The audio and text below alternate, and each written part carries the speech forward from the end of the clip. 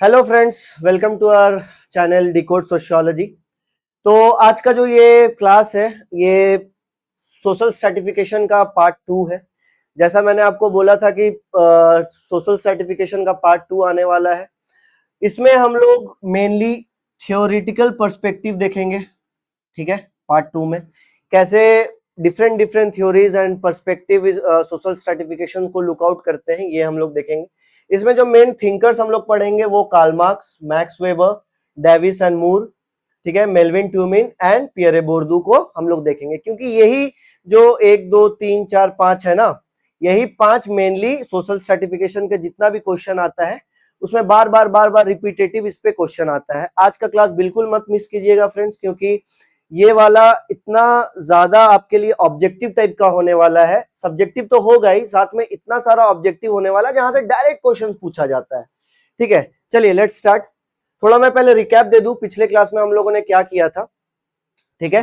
तो पिछले क्लास में हम लोगों ने देखा था कि एक्चुअली सोशल सर्टिफिकेशन होता क्या है, ठीक है, कैसे उसको स्ट्रक्चर्ड एक रूप दिया जाता है, कैसे उसको हायरार्किकल बनाया जाता है, हायरार्की में डिवाइड किया जाता है, फिर वो कैसे परसिस्टेंट होता है, ठीक है, कैसे वो परसिस्टेंट होता है और कैसे वो पीढ़ी दर पीढ़ी चलते जाता है, ठीक है। ये हम लोगों ने वहां पे देखा था, ठीक है। एक बार फिर से इसका पढ़ लेते हैं डेफिनेशन को।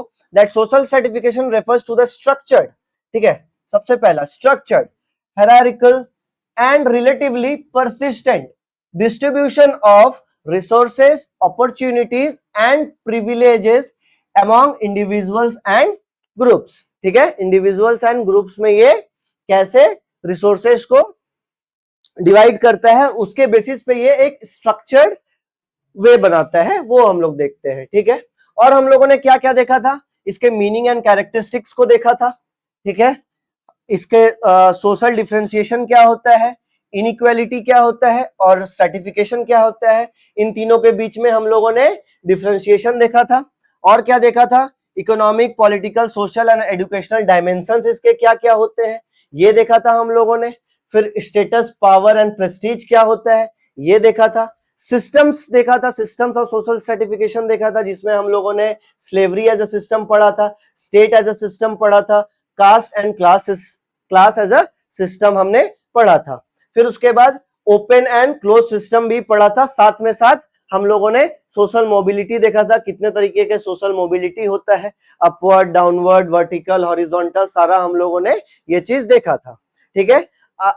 आज का मेनली जो हम लोग प्रोसीड करेंगे क्लास, ये मेनली थ्योरेटिकल करेंगे। चलिए स्टार्ट करते हैं। सबसे पहले स्टार्ट करने से पहले मेरा एक सबसे बेसिक क्वेश्चन है कि why this social certification exist. सबसे बेसिक क्वेश्चन है ये कि सोशल सर्टिफिकेशन एग्जिस्ट क्यों करता है, ठीक है। तो इसका अलग अलग हो सकता है, डिफरेंट डिफरेंट पर्सपेक्टिव हो सकता है। जैसे कॉन्फ्लिक्ट पर्सपेक्टिव जो होता है, कॉन्फ्लिक्ट पर्सपेक्टिव के हिसाब से ये बोला जाता है कि हु कंट्रोल द रिसोर्सेस। अगर रिसोर्सेस का डिस्ट्रीब्यूशन हो रहा है तो रिसोर्सेस कंट्रोल कौन कर रहा है, ठीक है। एंड उस रिसोर्सेस को जब वो डिवाइड किया जा रहा है और वहां पे जब इनइक्वालिटी हो रही है तो इनइक्वालिटी में बेनिफिट कौन ले रहा है इस चीज का, ठीक है। डोमिनेशन मेंटेन कैसे होता है ये वो पढ़ते हैं। एंड इनइक्वालिटी कैसे कॉन्फ्लिक्ट प्रोड्यूस करती है ये चीज पढ़ते हैं। फंक्शनलिस्ट पर्सपेक्टिव इसको कैसे देखते हैं, फंक्शनलिस्ट पर्सपेक्टिव देखते हैं कि सोसाइटी जो फंक्शन कर रही है उसमें सोशल सर्टिफिकेशन का कितना योगदान है, वो फंक्शनलिस्ट पर्सपेक्टिव देखता है, ठीक है। जैसे does inequality perform any social function, सबसे प्राइमरी क्वेश्चन है इसका। Second, why are some positions rewarded more than others, ठीक है। कुछ कुछ पोजीशन कैसे कैसे एक पोजीशन को बहुत हाई रिवॉर्ड मिलता है और दूसरे पोजीशन को जो नीचे है, जैसे एक आईएएस है, ठीक है, उसका ट्रेनिंग अलग होगा, उसका रिवॉर्ड अलग होगा। लेकिन उसी तरीके से एक रिक्शा वाला है, उसका ट्रेनिंग कुछ होगा या उसका रिवॉर्ड कुछ होगा, नहीं होगा। तो ये क्यों है और ये क्यों इंपॉर्टेंट है, ये फंक्शनलिस्ट पर्सपेक्टिव इस चीज को पढ़ता है। How are important social positions filled, ठीक है। सोसाइटी में अगर स्ट्रेटिफाइड सोसाइटी है उसमें स्ट्रैटिफिकेशन है, दैट मीन्स कि वहां पे पोजीशंस भी होगा, और पोजीशंस को कैसे और क्यों भरा जाता है और वो कितना इंपॉर्टेंट है सोसाइटी के लिए, ये भी फंक्शनलिस्ट यहाँ पे पूछते हैं। हम लोग डिटेल में सारा चीज पढ़ेंगे। और एक हम लोग देखते हैं मल्टी डायमेंशनल अप्रोच। ठीक है, मल्टी डायमेंशनल अप्रोच में ये बोला जाता है, ये दोनों को कहीं ना कहीं क्रिटिक करता है, और ये बोलता है कि क्या इकोनॉमिक क्लास ही इनफ है इनइक्वालिटी को एक्सप्लेन करने के लिए, अगर नहीं है तो और कौन कौन सा है, ये वो पढ़ते हैं। और what role do status, power, culture and networks play, इनका बेसिक क्वेश्चन है कि स्टेटस, पावर, कल्चर और नेटवर्क जो है वो कौन सा रोल प्ले करता है। ठीक है, इस चीज को। तो सबसे पहले यहां पे कॉन्फ्लिक्ट को पढ़ने के लिए कार्ल मार्क्स आते हैं। ठीक है, मल्टी डायमेंशनल को पढ़ने के लिए मैक्स वेबर आते हैं, Davis, Kingsley Davis and Moore आते हैं, ये फंक्शनलिस्ट अप्रोच को लेके चलते हैं, and Pierre Bourdieu 4 forms of capital के बारे में बात करते हैं। आगे हम लोग ये देखेंगे। तो let's proceed to our next slide. Let's start with Karl marks.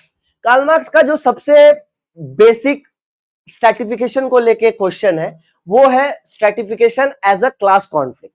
Class, जैसे देखिए कॉन्फ्लिक्ट पर्सपेक्टिव में मैंने आपको क्या समझाया था, कॉन्फ्लिक्ट पर्सपेक्टिव में मैंने आपको समझाया था कि दो क्लास होगा और दोनों के बीच में क्या होगा, कॉन्फ्लिक्ट अराइज होगा।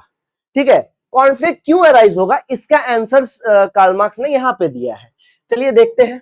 Karl Marx explains social stratification primarily through the economic structure. ठीक है, primarily through the economic structure, याद रखना। ठीक है, कार्ल मार्क्स ने कॉन्फ्लिक्ट स्ट्रैटिफिकेशन को मेनली कैसे दिया था, एक इकोनॉमिक स्ट्रक्चर में दिया था। ठीक है, उनके लिए सबसे बेसिक और प्राइमरी चीज क्या था, इकोनॉमी था। ठीक है, economic structure of society and the relationship individual have to the means of production. ठीक है, अब बोलोगे सर ये मीन्स ऑफ प्रोडक्शन क्या है और इंडिविजुअल को उससे मतलब क्या है। ठीक है, किसी भी आप अगर लैंड में जाओगे, ठीक है, और अगर लैंड में वहां पे फार्मिंग हो रही है तो मीन्स ऑफ प्रोडक्शन क्या होगा, सबसे पहले यहाँ पे लैंड आएगा। ठीक है, चलिए लिख लेते हैं, लैंड आएगा, कैपिटल आएगा, ठीक है, फिर उसके बाद टूल्स आएगा। ये सब क्या है, ये सब मीन्स ऑफ प्रोडक्शन है ना, ये सब काम में आ रहा है। और एक चीज आएगा, क्या आएगा, लेबर। ठीक है, लेबर। चलिए इसके बारे में बाद में, इसके बाद वाले स्लाइड में हम लोग अच्छे से देखेंगे। अभी तक आप लोगों ने मीन्स ऑफ प्रोडक्शन समझ लिया। चलिए, according to Karl Marx societies are divided into classes. बहुत बहुत इंपॉर्टेंट, वेरी वेरी इंपॉर्टेंट। कार्ल मार्क्स के हिसाब से सोसाइटी जो है वो क्लासेस में डिवाइड है। ठीक है, प्राइमरली दो क्लासेस होते हैं, एक होता है हैव्स, एक होता है हैव नॉट। एक के पास बहुत कुछ है और एक के पास कुछ नहीं है। ठीक है, जो एक के पास सब कुछ है वो दूसरे का हमेशा फायदा उठाना चाहेगा, और इस क्रम में जब दोनों के बीच में प्रॉब्लम अराइज होगा, दोनों के बीच में कॉन्फ्लिक्ट अराइज होगा, उसी चीज को यहां पे कार्ल मार्क्स पढ़ने की कोशिश करते हैं। ठीक है, whose interacts are fundamentally different, दोनों का फंडामेंटली डिफरेंट है। चलिए कैसे होता है, इसको पहले मैं इरेज कर देता हूं, मैं आपको समझाता हूं ये कैसे होता है। देखिए इसको बहुत अच्छे से समझिए। यहां पे बोला जा रहा है टू मेजर क्लासेस। ठीक है, ये बाद में आते हैं, पहले हम एक एग्जांपल से समझते हैं। एक है फैक्ट्री ओनर और एक है उसी के अंदर काम करने वाला वर्कर। ठीक है, अब फैक्ट्री ओनर के पास सारा चीज है, ठीक है, उसके पास सारा कैपिटल है, सब चीज है, उसके पास मीन्स ऑफ प्रोडक्शन, जैसे मैंने यहां पे आपको समझाया, मीन्स ऑफ प्रोडक्शन इसके पास सबसे ज्यादा है। वर्कर के पास क्या है, सिर्फ उसका लेबर है, वो अपना लेबर सेल कर रहा है और उसको उस चीज का वैल्यू मिल रहा है, पर इसको जो वैल्यू मिल रहा है ये बहुत कम है। ठीक है, तो एक देखो, ये दोनों कहीं ना कहीं एक दूसरे के साथ क्या कर रहे हैं, इंटरैक्ट कर रहे हैं, और इस इंटरैक्ट करने के क्रम में क्या हो रहा है, दोनों के बीच में एक कॉन्फ्लिक्ट अराइज हो रहा है। क्यों, क्योंकि इनका वैल्यू यहां पे कम मिल रहा है, और जो फायदा हो रहा है ये सारा फायदा किसके पास जा रहा है, ये फैक्ट्री ओनर के पास जा रहा है। है ना। ये सबसे बड़ा दिक्कत हो जा रहा है यहाँ पे। चलिए आगे देखते हैं। तो कार्ल मार्क्स के हिसाब से जो दो मेन क्लास है उनके हिसाब से वो दो है। एक है बुर्जुआ, बुर्जुआ बोल लो या बुर्जुआजी बोल लो, कुछ भी ठीक है। बुर्जुआ मतलब क्या है? Owners of the means of production. जैसे मैंने बोला फैक्ट्री ओनर क्या था? मीन्स ऑफ प्रोडक्शन का ओनर था, ठीक है। Owner of the means of production, control capital and appropriate surplus. Surplus क्या है? सरप्लस का मतलब होता है प्रॉफिट। जितना प्रॉफिट हो रहा है वो कौन कमा रहा है? वो ये बुर्जुआ कमा रहा है, ये फैक्ट्री ओनर कमा रहा है, जिसके पास सारा चीज है, जो मीन्स है, मीन्स ऑफ प्रोडक्शन को क्या करता है? ओन करता है। दूसरा है प्लोरिटेरिएट, ठीक है, दूसरा है proletariat. Do not own the means of production, sell their labour power of wages. जैसे मैंने बोला उसके पास और कुछ नहीं है बेचने को, उसके पास क्या है? सिर्फ और सिर्फ अपना लेबर है। और लेबर वो कैसे बेचता है? ये वेजेस के हिसाब से, वेजेस के हिसाब से बेचता है। मतलब जितना वो काम कर रहा है, जितना अपना वो लेबर को बेच रहा है, उसके हिसाब से उसको क्या मिल रहा है? वेजेस मिल रहा है, राइट। चलिए, और कहीं ना कहीं ये वेजेस बहुत कम है, आगे हम लोग देखेंगे, ठीक है। चलिए, तो इससे हम लोग क्या समझे कि इसका कोर आर्ग्यूमेंट क्या है कि जो ओनरशिप है, ओनरशिप क्या कर रहा है? कहीं ना कहीं क्लास को डिवाइड कर रहा है दो में, हैव्स एंड हैव नॉट्स, ठीक है। एक के पास हैव एंड एक के पास हैव नॉट, ठीक है। अब जैसे ही ये दो क्लास क्रिएट हो रहा है, दो क्लास क्रिएट होके क्या हो रहा है? एक्सप्लॉयटेशन हो रहा है। यहां पे एक्सप्लॉयटेशन किसका हो रहा है? इसका हो रहा है जिसके पास है? नहीं, किसका हो रहा है? हैव नॉट का हो रहा है एक्सप्लॉयटेशन, जिसके पास नहीं है। किसका हो रहा है? ये प्लोरिटेरिएट का हो रहा है। और उसके बाद जन्म लेगा क्या? क्लास कॉन्फ्लिक्ट, ठीक है। समझ में आया? इसके बाद क्या जन्म लेगा? Class conflict. चलिए आगे देखते हैं। चलिए देखिए, अभी मीन्स ऑफ प्रोडक्शन को आप अच्छे से समझिए। मीन्स ऑफ प्रोडक्शन के मतलब होता है includes all the physical elements aside from human beings that go into producing goods and services. वो सारा चीज जो कहीं ना कहीं प्रोडक्शन में काम आता है ह्यूमन लेबर को छोड़ के, जैसे land, factories, machines, raw materials और कैपिटल, ठीक है। ये सब क्या है? मीन्स ऑफ प्रोडक्शन है, ठीक है। कैपिटलिज्म में क्या होता है? बुर्जुआ और प्लोरिटेरिएट का मैंने आपको कॉन्सेप्ट समझा दिया, आई थिंक सो ये क्लियर है। Therefore economic ownership creates a fundamental social division. तो हेंस इससे क्या प्रूव करना चाहते हैं कार्ल मार्क्स? कि इकोनॉमिक ओनरशिप उनके लिए सबसे इंपॉर्टेंट क्या है? एक्सक्यूज मी, सबसे इंपॉर्टेंट क्या है? इकोनॉमी। क्यों? क्योंकि इकोनॉमी को ही, ये जो इकोनॉमी है इसको सेंट्रल मान के सारा एक्सप्लॉयटेशन हो रहा है, ठीक है। मुझे 1 मिनट देना, मैं पानी पी के आ रहा हूं।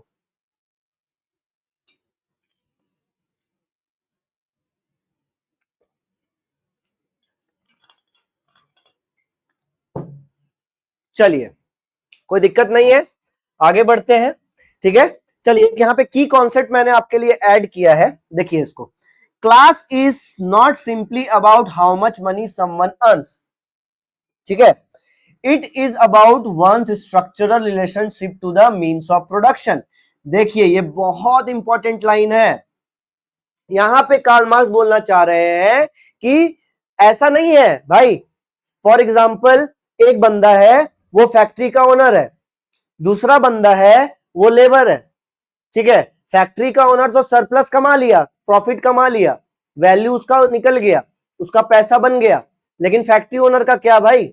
वो तो स्ट्रक्चर, जो स्ट्रक्चर बना हुआ है उसमें तो वो नीचे पायदान पे हमेशा रह जाएगा ना, उसका तो सेल्फ ग्रोथ नहीं होगा, वो तो उस वेजेस पे ही काम करता रह जाएगा, है ना। उसी की यहां पे बात हो रही है। चलिए आगे बढ़ते हैं। एक्सप्लॉयटेशन और सरप्लस वैल्यू का कॉन्सेप्ट को समझिए।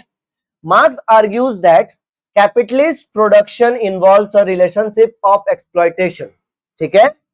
जो भी कैपिटलिस्ट प्रोडक्शन होता है उसमें क्या इन्वॉल्व होता है? एक्सप्लॉयटेशन होता है। एक्सप्लॉयटेशन किसके किसके बीच में होता है? जैसे मैंने बताया, बूर्जुआ एंड प्रोलेटेरिएट के बीच में। Workers produce value through their labour. Workers क्या कर रहे हैं? अपने लेबर के थ्रू क्या कर रहे हैं? वैल्यू प्रोड्यूस कर रहे हैं। ठीक है, जैसे फैक्ट्री में एक कार बन रहा है, वो अपनी मेहनत से दिन रात मेहनत करके, ठीक है, वो उस कार को खड़ा कर रहे हैं, वैल्यू बना रहे हैं, लेकिन उसका पूरा पूरा मेहनत का क्रेडिट, पैसा, इकोनॉमी कौन ले जा रहा है? पूरा सरप्लस वैल्यू लेके जा रहा है वो बूर्जुआ, वो फैक्ट्री ओनर, राइट? तो यहां पे यही बात हो रही है। But they receive wages that they are less than the total value generated. मतलब मान लो कि एक कार को बनाने में टोटल 1 लाख का खर्चा आ रहा है, 1 लाख का खर्चा आ रहा है, ठीक है, और उस कार को टोटल 4 लाख में बेचा जा रहा है, ठीक है। जो वर्कर होगा उसको क्या मिलेगा? महीने का 30,000 सैलरी मिल जाएगा ज्यादा से ज्यादा, ठीक है। पर यहां पे जो सरप्लस वैल्यू क्रिएट हो रहा है, देखो यहां पे जो 3 लाख का जो सरप्लस वैल्यू क्रिएट हो रहा है वो किसके पास जा रहा है? उसके पास जा रहा है फैक्ट्री ओनर के पास, जो उसका मालिक है। इसके पास कुछ आ रहा है? इसके पास तो महीने का सिर्फ 30,000 रुपया आ रहा है। तो मार्क्स इस चीज की बात करते हैं।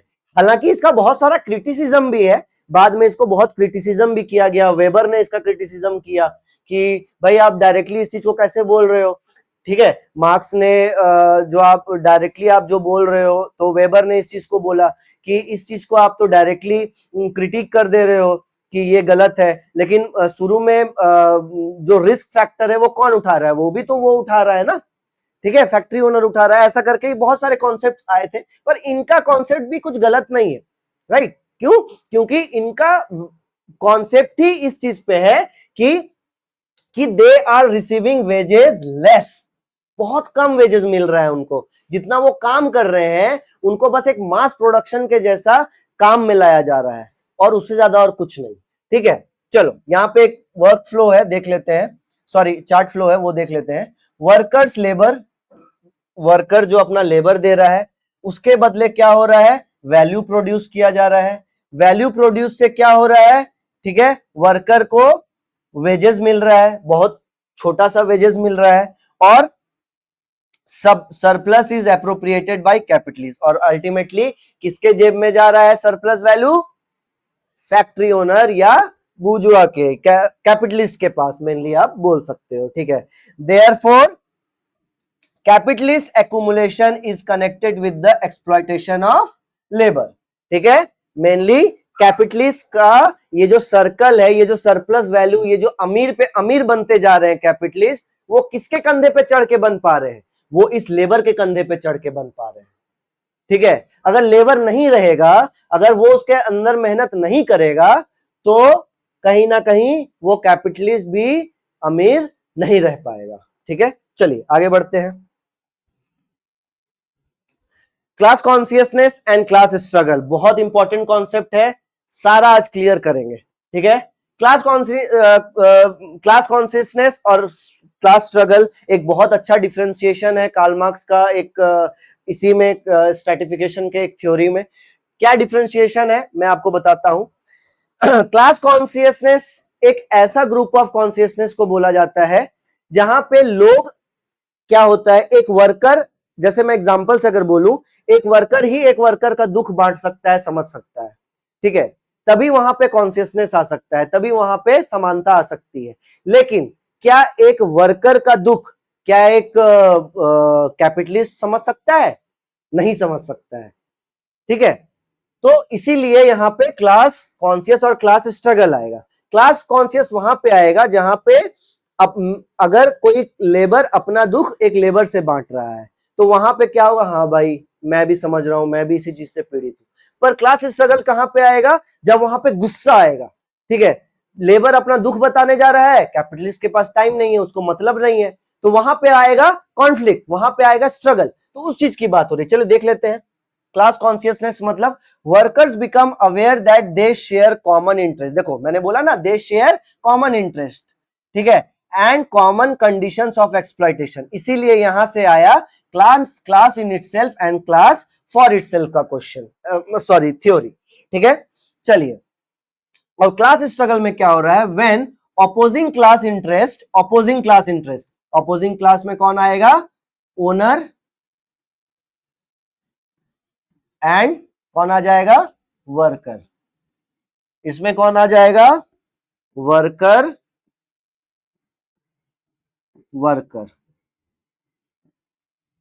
तो यहां पे क्या होगा, इन दोनों में एक समानता रहेगा, एक दिल का बात शेयर कर सकते हैं भाई लोग अपने के बीच में, बट यहां पे वो चीज नहीं रहेगा, तो क्या क्रिएट होगा, कॉन्फ्लिक्ट होगा।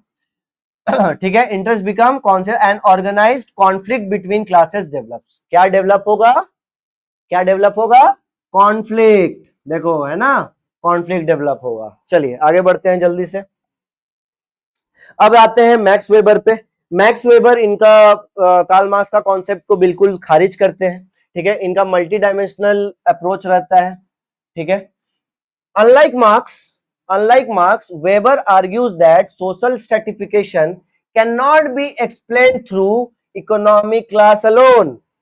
कार्ल मार्क्स ने ये जो स्ट्रेटिफिकेशन पूरी तरीके से सिर्फ और सिर्फ इकोनॉमी के बेस पे ये पढ़ा दिया, बता दिया, समझा दिया, तो मैक्स वेबर बोलते हैं कि भाई ऐसा नहीं है, सिर्फ इकोनॉमी के बेसिस पे आप स्ट्रेटिफिकेशन नहीं कर सकते हो। What about Prestige, what about cast, everything.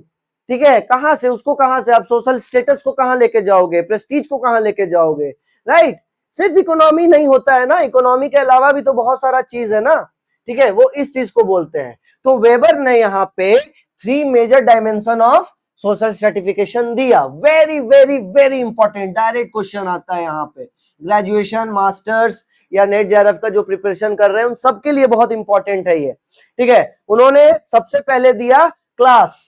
ठीक है, क्लास में means based primarily on economic position and market situation को समझते हुए और इकोनॉमिक पोजीशन को समझते हुए इन्होंने क्या दिया, क्लास का कॉन्सेप्ट दिया। Second, status. ठीक है, based on social honour, prestige and recognition, कि समाज में आपका ऑनर क्या है, आपको कितना ऑनर मिल रहा है, आपका प्रेस्टीज कितना है और आपको कैसा रिकॉग्निशन मिल रहा है, उस चीज के ऊपर उन्होंने बात किया स्टेटस में, आगे देखेंगे इस पे। ठीक है, अच्छे से। पार्टी में इन्होंने किया associated with political power and the ability to influence collective decisions. ठीक है, पॉलिटिकल पावर के बारे में उन्होंने बात किया। ठीक है, ये भी तो एक तरीके का स्ट्रेटिफिकेशन है ना। ठीक है, चलिए, तो वेबर का मॉडल क्या था, class plus status plus party. एकदम इस फॉर्मूले को लर्न कर लो, very very very very important. ठीक है, इस फॉर्मूले को लर्न कर लो। ठीक है, class plus status plus party equal to multi dimensional stratification. इतना डिकोड करके कोई नहीं बताने वाला है, मैं लिख के दे देता हूं। चलिए, क्लास के बारे में वेबर क्या बोलते हैं वो देखते हैं।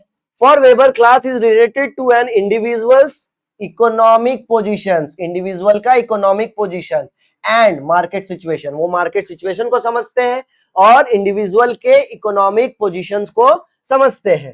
ठीक है, people may have different life chances, इनका एक बहुत अच्छा कॉन्सेप्ट है लाइफ चांसेस, वो देखेंगे अभी। Depending upon their wealth, income, property, skills and qualification. वो बोलते हैं कि सबसे उनका एक कॉन्सेप्ट है लाइफ चांसेस में इन्होंने क्या बोलते हैं, life chances are referred to the opportunities individuals have to access valued resources and achieve particular social outcomes.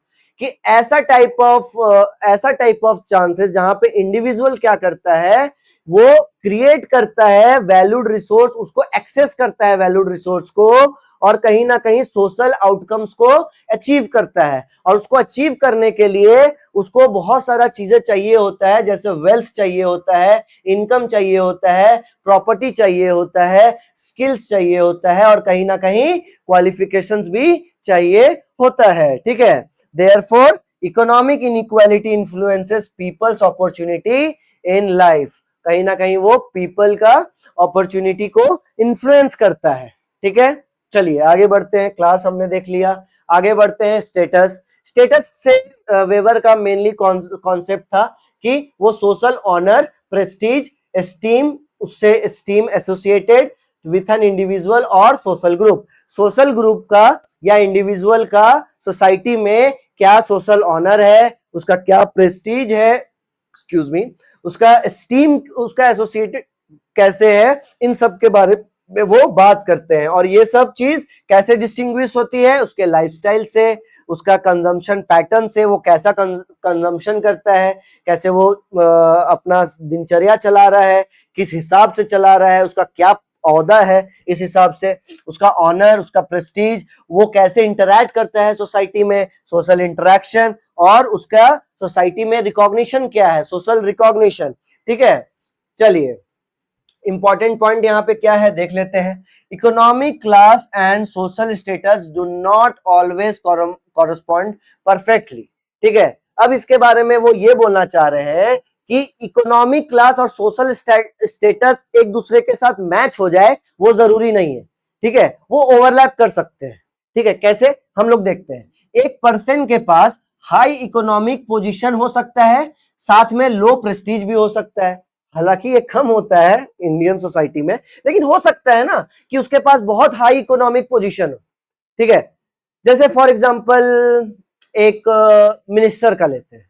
ठीक है, वो उसके पास बहुत पैसा है, लेकिन वो करप्शन केस में, उसके ऊपर 5 करप्शन केस चल रहा है। उसने बालू बेच दिया, उसने मिट्टी बेच दिया, उसने रोड पे करप्शन किया है, उसने बहुत सारा करप्शन किया, उसने हेल्थ इंफ्रास्ट्रक्चर पे करप्शन किया है। ठीक है, तो क्या उसका प्रेस्टीज हाई होगा? नहीं होगा।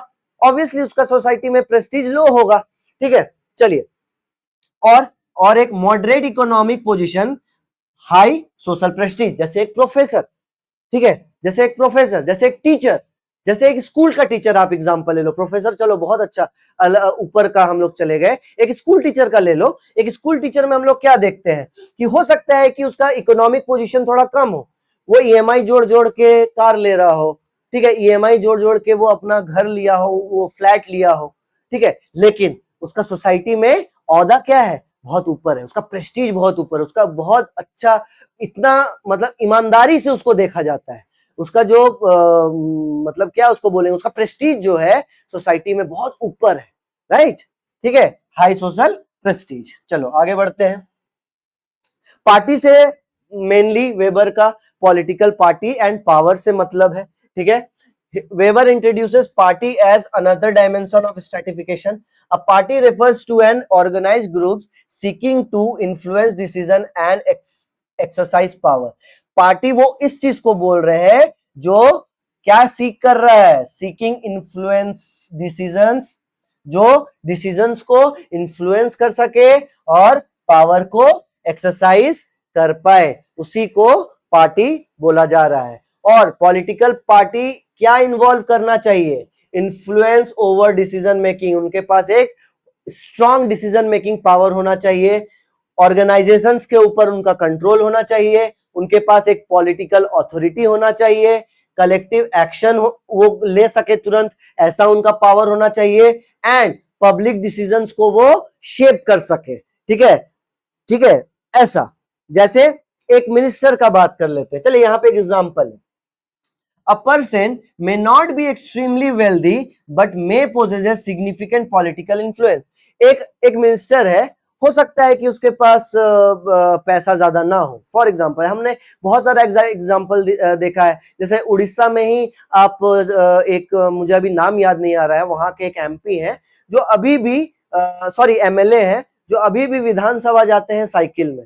ठीक है, पर उनका सोचो प्रेस्टीज कितना ऊंचा होगा। ठीक है, पर वो क्या करते हैं, जो उनके लोकल एमएलए क्षेत्र में, उनके जो क्षेत्र में जो भी काम आता है, पब्लिक का जो भी काम है, वो क्या करते हैं, उस चीज को पुट करते हैं और कहीं ना कहीं काम में लाते हैं। ठीक है, और उनके लिए काम करते हैं, है ना, अपना पावर शो कर रहे हैं ना, वो अपना पब्लिक को, अपना पब्लिक का जो वॉइस है उसको शेप कर रहे हैं ना। देखो देखो, जैसे पब्लिक का जो डिसीजन है, रोड बनना चाहिए, हेल्थ इंफ्रास्ट्रक्चर अच्छा होना चाहिए, वहां का एजुकेशन अच्छा होना चाहिए, ये सब पे वो काम कर रहे हैं। राइट, हो सकता है उनके पास पैसा ज्यादा ना हो, उन्होंने करप्शन ना किया हो, लेकिन कहीं ना कहीं उनका औहदा बहुत ऊपर है ना, राइट, इसी चीज के बारे में बात कर रहे हैं। तो देयरफॉर इकोनॉमिक पावर का मतलब ये नहीं होता है कि सोशल प्रेस्टीज हो, और सोशल प्रेस्टीज का मतलब ये नहीं हो जाता है कि उनके पास पॉलिटिकल पावर हो। This makes Weber's theory of multi dimensional, ये वेबर का मल्टी डायमेंशनल थ्योरी बना देता है। चलिए आगे बढ़ते हैं। यहाँ पे एक अप्रोच, मार्क्स और वेबर का अप्रोच के बीच में मैंने डिफरेंशिएशन क्रिएट किया है, वो आप देख लो। कार्ल मार्क्स के हिसाब से इकोनॉमी का सेंट्रल क्या है, इकोनॉमिक क्लास सेंट्रल है। इसके हिसाब से स्ट्रैटिफिकेशन मल्टी डायमेंशनल है। ये ownership of means of production पे फोकस करते हैं, और ये क्लास स्टेटस और पार्टी पे फोकस करते हैं। इनका इन्फेसिस किस पे है, एक्सप्लॉयटेशन पे है। इनका इन्फेसिस किस पे है, market position, status and power पे है। इनका क्लास, इनके हिसाब से सेंट्रल क्या है, क्लास कॉन्फ्लिक्ट। इनके हिसाब से कॉन्फ्लिक्ट जो है वो एग्जिस्ट करता है डिफरेंट डायमेंशंस में, अलग अलग डायमेंशंस में अलग अलग कॉन्फ्लिक्ट आता है। जरूरी नहीं है कि सिर्फ इकोनॉमी में ही कॉन्फ्लिक्ट है, राइट। स्ट्रॉन्ग स्ट्रक्चर इन्फेसाइज, इनका जो है स्ट्रक्चर को, लाइक स्ट्रक्चर को वो ज्यादा एम्फेसाइज देते हैं सिर्फ और सिर्फ इकोनॉमिक के बेसिस पे। बट इनके हिसाब से बहुत सारा डिफरेंट डिफरेंट एनालिसिस भी है, ठीक है। चलिए एक फॉर्मूला है इजी ट्रिक याद करने के लिए, मार्क्स को क्लास के हिसाब से याद कीजिए, वेबर को क्लास, स्टेटस एंड पार्टी के हिसाब से स्टार्ट कीजिए, लर्न कीजिए, ठीक है। चलिए आगे बढ़ते हैं। फंक्शनलिस्ट पर्सपेक्टिव, ठीक है, बहुत इंपॉर्टेंट। फंक्शनलिस्ट पर्सपेक्टिव जैसे मैंने बोला, हर चीज का वो पॉजिटिव अप्रोच देखते हैं, ठीक है, हर चीज का वो पॉजिटिव अप्रोच देखते हैं। चलिए देखते हैं क्या है। Functionalist approach stratification differently from Marx. Instead of asking whose exploits whom, they ask what functions might social inequality perform for society, ठीक है। उनका सेंट्रल क्वेश्चन ये नहीं है कि कौन एक्सप्लॉइट कर रहा है और कौन एक्सप्लॉइट हो रहा है। उनका मेन क्वेश्चन क्या है कि what functions might social inequality perform, मतलब सोशल इनइक्वालिटी से क्या फंक्शन परफॉर्म हो रहा है सोसाइटी में। कुछ तो बेहतरी, कुछ तो हो रहा होगा ना, हो सकता है हमें एक रिच क्लास ऑफ कुछ पीपल मिल रहा हो, जो हाईली लाइक थिंकिंग वाले पीपल मिल रहे हो, या हाईली कुछ अपना योगदान दे पा रहे हो वो सोसाइटी में, ठीक है। ऐसा ऐसा क्वेश्चन वो पूछते हैं, ठीक है। The functionalist perspective suggest that different social positions में हैव डिफरेंट लेवल्स ऑफ, ठीक है, अलग अलग सोसाइटी में अलग अलग क्या होता है, सोशल पोजीशंस का अलग अलग लेवल होता है। उसको कैसे ये किया जाता है, importance, responsibility, skill requirement and training requirement से उसको रेगुलेट किया जाता है, ठीक है। Therefore, unequal rewards may encourage individual to prepare for and occupy different positions, ठीक है। उनके हिसाब से अलग अलग जैसे रोल है, जैसे एक आईएएस एक रोल निभा रहा है ना, तो उनके हिसाब से एक अलग ट्रेनिंग होगी, ठीक है। उनका एक अलग इंपॉर्टेंस होगा, उनको अलग रिवॉर्ड दिया जाएगा, ठीक है। लेकिन उसी तरीके से एक टीचर को अलग ट्रेनिंग मिलेगा, उनको फिर अलग रिवॉर्ड मिलेगा, राइट। सबके लिए बंधा हुआ है, और ऐसी सोसाइटी वर्क करता है, ऐसी कोहेशन आता है सोसाइटी में, ठीक है। सबको अगर इक्वल दे देंगे तो फिर कहीं ना कहीं क्लैश होगा, ठीक है। यहां पे आता है किंग्सले डेविस एंड मूर का एक कॉन्सेप्ट, ठीक है। किंग्सले डेविस एंड विल्बर्ट ई मूर, देखो ये क्या बोलते हैं, इन्होंने क्या किया, इनका जो बेसिक आर्ग्यूमेंट था वो क्या था, that all social positions are not equally important and do not require the same level of skill और ट्रेनिंग, ठीक है। आप एक बात बताओ, एक एक क्लर्क को और एक आईएएस को क्या आप सेम लेवल ऑफ ट्रेनिंग दोगे, क्या आप सेम लेवल ऑफ रिवॉर्ड दोगे, नहीं दोगे ना। उसके उसके लिए अलग है ना भाई। वो एक आईएएस जो सिलेक्ट होता है, जब वो इंटरव्यू क्लियर करता है, तो सबसे पहले उसका 2 साल का क्लासेस होता है, उस बीच में उसका ट्रेनिंग भी होता है, लवासना में जाके उसको क्लास करना पड़ता है। फिर उस बीच में उसको पोस्टिंग भी होता है, जहां पे उसको क्या करना पड़ता है, उसे सर्व करना पड़ता है, उस हिसाब से उसको ट्रेनिंग मिलती है भाई। उसे सारा चीज ट्रेनिंग दिया जाता है, एक एक चीज। लेकिन क्या वैसा ही लेवल ऑफ ट्रेनिंग एक क्लर्क को भी दिया जाता है? क्लर्क का ट्रेनिंग 6 महीने का होता है, ज्यादा ज्यादा 3 महीने का होता है, ठीक है।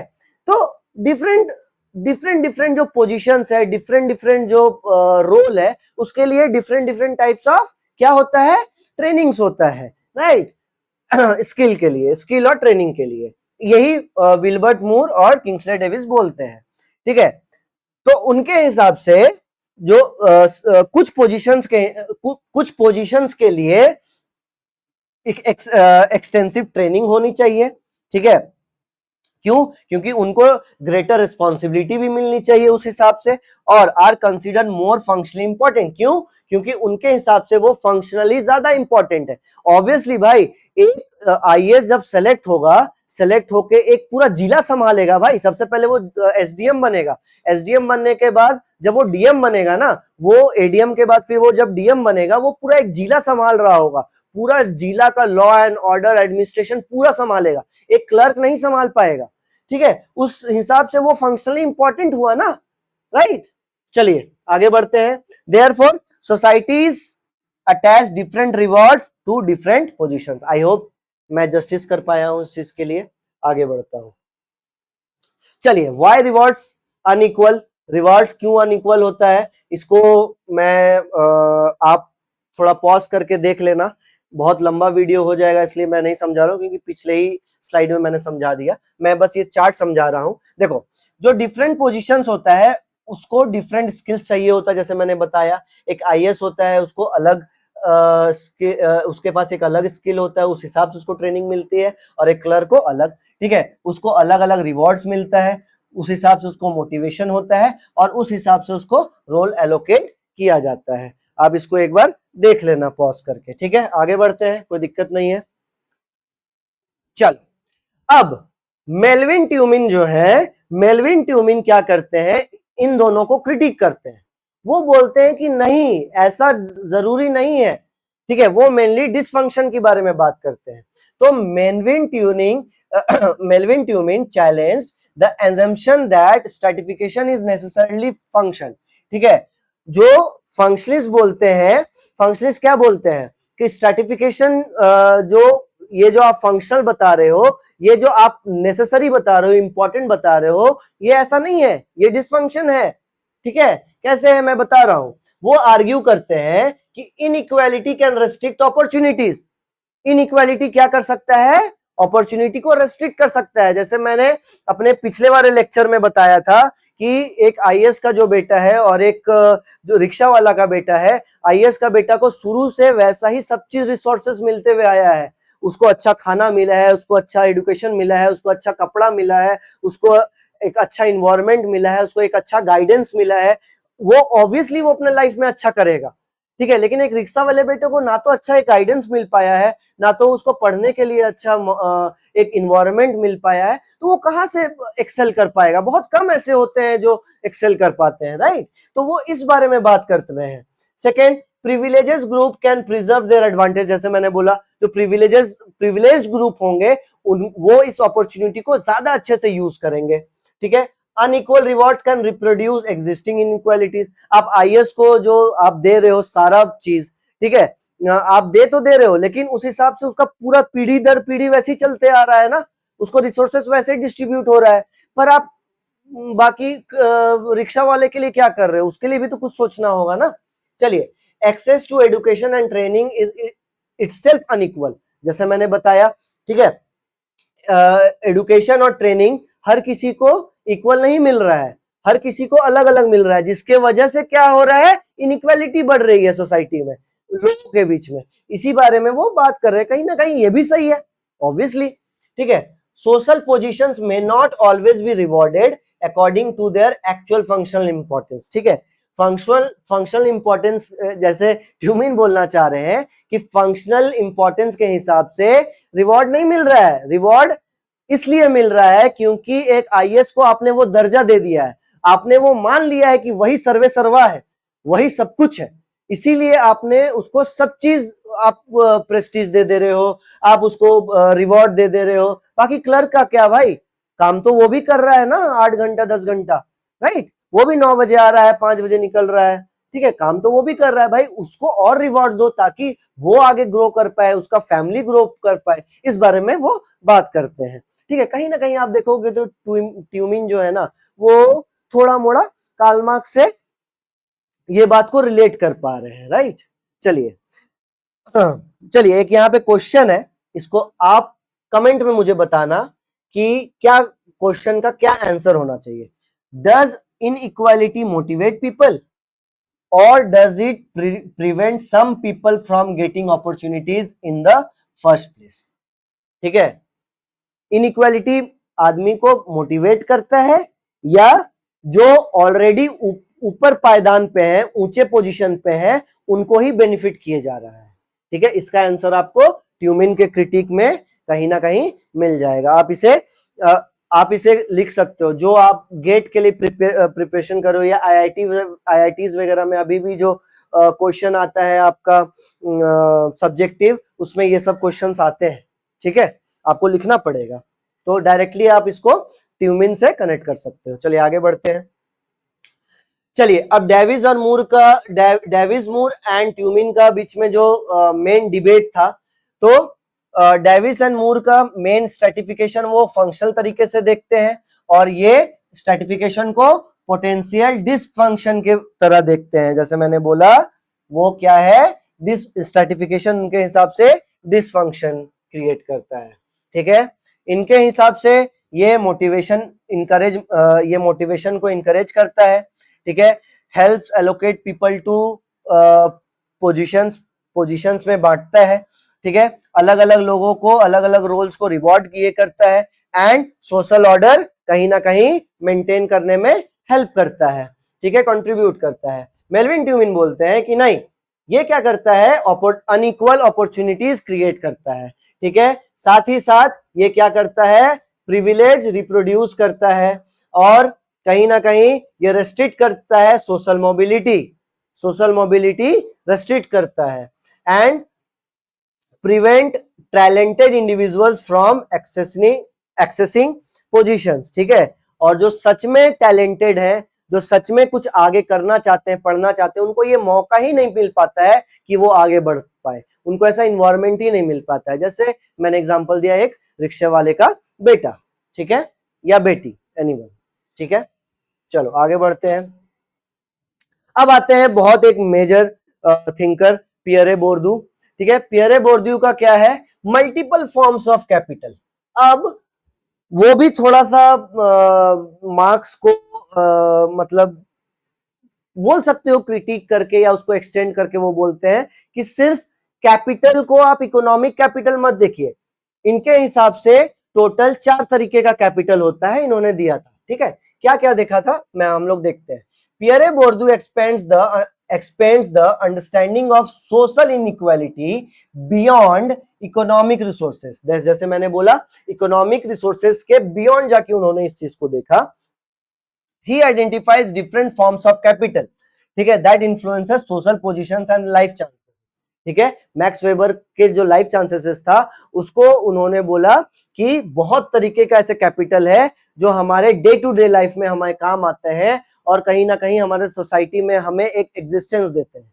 क्या क्या है, जैसे इकोनॉमिक कैपिटल। ठीक है, इकोनॉमिक कैपिटल किस फॉर्म में, मनी के फॉर्म में, वेल्थ के फॉर्म में या प्रॉपर्टी के फॉर्म में। कल्चरल कैपिटल हमारे अंदर कैसे आ सकता है, नॉलेज के फॉर्म में, एजुकेशनल क्वालिफिकेशंस के फॉर्म में या कल्चरल कॉम्पिटेंसीज एंड बिहेवियर्स के फॉर्म में। ठीक है, सोशल कैपिटल कैसे हो सकता है सोशल कैपिटल हो सकता है नेटवर्क बना के, ठीक है, रिलेशनशिप क्रिएट करके सोसाइटी में, या उस सोसाइटी में अलग अलग टाइप ऑफ कनेक्शंस बना के। ठीक है, जैसे मी एज अ पर्सन, मेरा एक फ्रेंड डॉक्टर है और एक फ्रेंड सीएपीएफ से वो कमांडेंट बन चुका है, और एक फ्रेंड है जो असिस्टेंट प्रोफेसर है, और एक फ्रेंड है जो इंजीनियर है, जो यूएस में काम कर रहा है। तो मेरा कनेक्शंस है ना सोसाइटी में, मेरा कल को जाके मुझे कुछ भी जरूरत पड़ेगा तो मैंने एक कैपिटल अर्न किया है। कौन सा कैपिटल अर्न किया है, मैंने एक सोशल कैपिटल अर्न किया है। ठीक है, अगर मुझे कल को जाके मेरी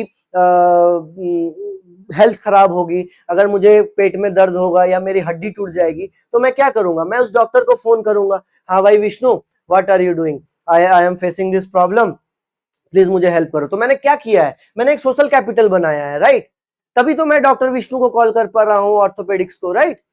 तो ऐसे ही सोसाइटी काम, पियरे बोर्दू बोलते हैं कैपिटल सिर्फ इकोनॉमिक नहीं होता है, आप डे टू डे लाइफ में कैपिटल आप अर्न करते हो, ठीक है? एंड होता है सिंबॉलिक कैपिटल, कि सोसाइटी में आपका प्रेस्टीज कितना है, आपका रिकॉग्निशन कितना है, और आपको लेजिटिमेसी कैसे मिल रहा है, राइट? चलिए, वेरी वेरी इंपॉर्टेंट, इसको कहीं पे आप लोग नोट कर लेना,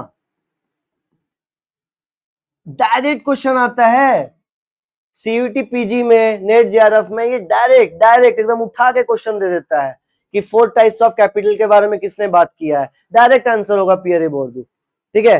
जब मैं पीवाईक्यू का अभी सेशन लेने वाला हूं तो पीवाईक्यू में आपको ये चीज मिल जाएगा, ठीक है? चलिए आगे बढ़ते हैं। चलो, how does inequality reproduce itself, ठीक है?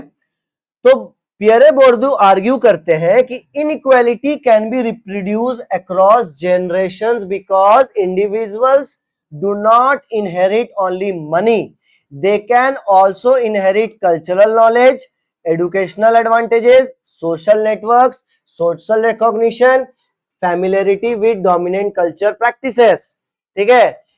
उनके हिसाब से वो बोलते हैं कि इनइक्वालिटी जो है वो सिर्फ और सिर्फ इकोनॉमिक बेसिस पे कैरी फॉरवर्ड नहीं किया जा सकता है, उसको इनहेरिट करने का काफी तरीका है, जैसे नॉलेज, कल्चरल नॉलेज, आपको कल्चर के बारे में कितना नॉलेज है, आपका एडुकेशन, किस लेवल का आपका एडुकेशन है, उसका एडवांटेजेस आप कितना ले पा रहे हो, नहीं ले पा रहे हो, आपका नेटवर्क सोसाइटी में कितना है, सोशल नेटवर्क, वो आपका रिकॉग्निशन क्या है, एंड आप अपने जो डोमिनेंट कल्चरल प्रैक्टिसेस हैं उससे आप कितने फैमिलियर हो, उस बारे में ये बात करते हैं, ठीक है? जैसे एग्जांपल है, a child from a highly educated family, ठीक है, मे हैव, ठीक है, एक बच्चा है वो बहुत क्या है, एक हाईली एजुकेटेड फैमिली से आ रहा है, बहुत, ठीक है? मान लो कि वो एक प्रोफेसर का बच्चा है, ठीक है, उसके पास इकोनॉमिक रिसोर्सेस रहेगा, प्रोफेसर का बच्चा है भाई,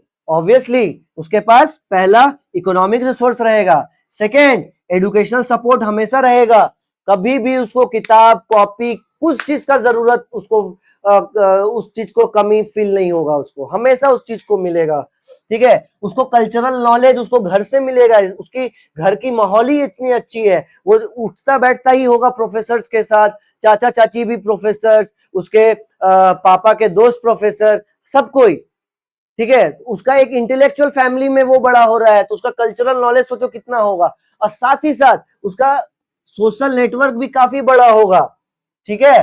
तो इन सब के साथ वो क्या कर रहा है, वो greater educational and occupational opportunity अपने लिए क्रिएट कर ले रहा है, ठीक है? विकास द्विवेदी सर वो क्या बोलते हैं, वो बोलते हैं ना कि आज अगर आप एक बिजनेस स्टार्ट कर रहे हो, ठीक है, अपने से खड़े करने में आपको बहुत टाइम लग जाएगा हो सकता है, लेकिन अगर जमा जमाया बिजनेस है आपके पापा का, अगर वो यहां तक है, उसको यहां से यहां तक ले जाने में आपको टाइम नहीं लगेगा, क्योंकि वो ऑलरेडी जमा जमाया, आपको एक बेस मिल चुका है, उसी बेस के बारे में यहाँ पे बोर्दू बात कर रहे हैं। वेरी वेरी इंपॉर्टेंट, इस चैनल को समझ जाओ ना, आपका आधा से ज्यादा पियरे बोर्दू का कॉन्सेप्ट क्लियर हो जाएगा। चलिए आगे बढ़ते हैं, ठीक है? चलिए, अभी तक हम लोगों ने ये जो थियोरेटिकल पर्सपेक्टिव देखा, उसका मैंने यहाँ पे एक चार्ट लगा दिया है, आप अच्छे से इस चीज को देख लो, स्क्रीनशॉट ले लो, कहीं लिखना है तो लिख लो, ठीक है? कार्ल मार्क्स जो है वो क्लास के बारे में बात करते हैं, मेन एक्सप्लेनेशन उसका इनइक्वालिटी एंड क्लास कॉन्फ्लिक्ट है, समझाया आपको। मैक्स वेबर जो है वो क्लास, स्टेटस और पार्टी के बारे में बात करते हैं, वो मल्टी डायमेंशनल सर्टिफिकेशन अप्रोच से आते हैं। जो किंग्सले डेविस एंड मूर है वो फंक्शनल थ्योरी के बारे में बात करते हैं, स्ट्रैटिफिकेशन परफॉर्म सोशल फंक्शंस, ठीक है, उनका मेन एक्सप्लेनेशन था।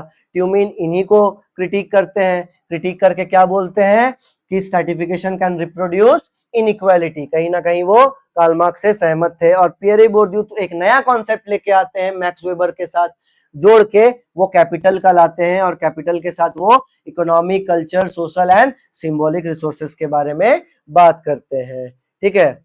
चलिए, एक क्विक रिवीजन भी हो गया इसमें, आई होप सो ये क्लियर है। अब थोड़ा सा हम लोग ये स्लाइड आपके लिए अभी काम का नहीं है, क्योंकि इसके पहले वाले लेक्चर में मैंने सोशल मोबिलिटी भी आपको बता दिया था and open and close system भी बता दिया था। ठीक है, ये अभी आप छोड़ दो। चलिए अब आते हैं यहाँ पे अंडरस्टैंडिंग स्ट्रैटिफिकेशन इन इंडिया। ठीक है, इंडिया को स्ट्रैटिफिकेशन को इंडिया के टर्म्स में आप कैसे समझोगे? ठीक है, इंडिया के टर्म्स में समझने के लिए सबसे पहले अगर आप पढ़ रहे हो तो आपको कास्ट पढ़ना होगा, वेरी वेरी इंपॉर्टेंट। ठीक है, कास्ट के बेसिस पे यहाँ पे स्ट्रैटिफिकेशन होता है, ट्राइब के बेसिस पे यहाँ पे स्ट्रैटिफिकेशन होता है। ठीक है, जैसे मैंने आपको क्लास में ही बताया था, ब्राह्मण, क्षत्रियास,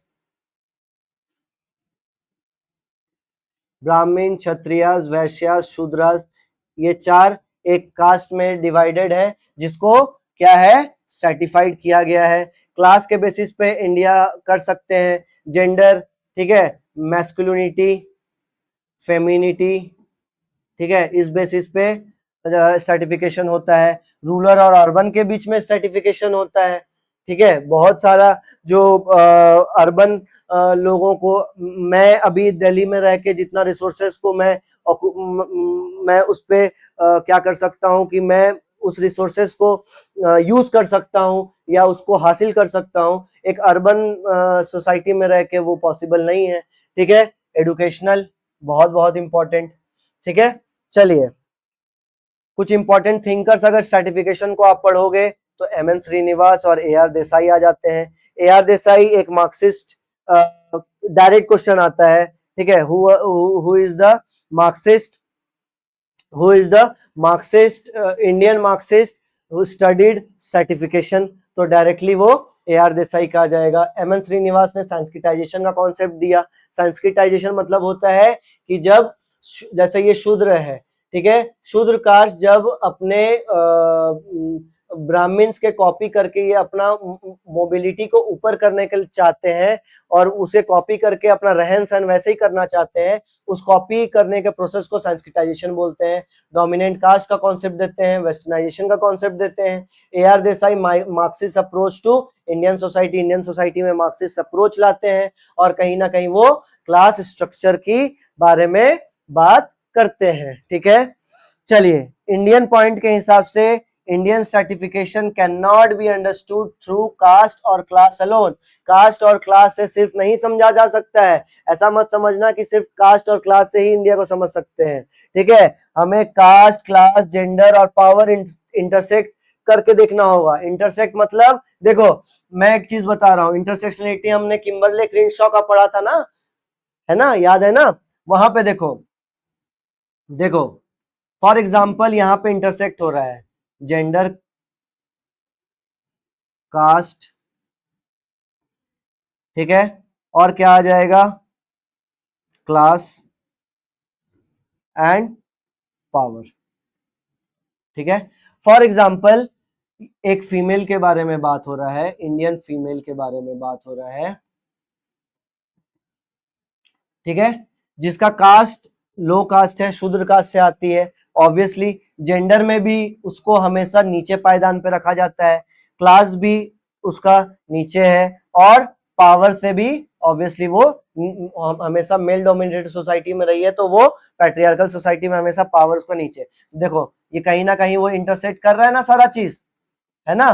तो इस पर्सपेक्टिव से में हमें पढ़ना जरूरी है। चलिए, तो क्लास थोड़ा बड़ा हो गया बट कोई बात नहीं, इन दो पार्ट में हमने सोशल सर्टिफिकेशन को पूरी तरीके से कंप्लीट कर लिया है।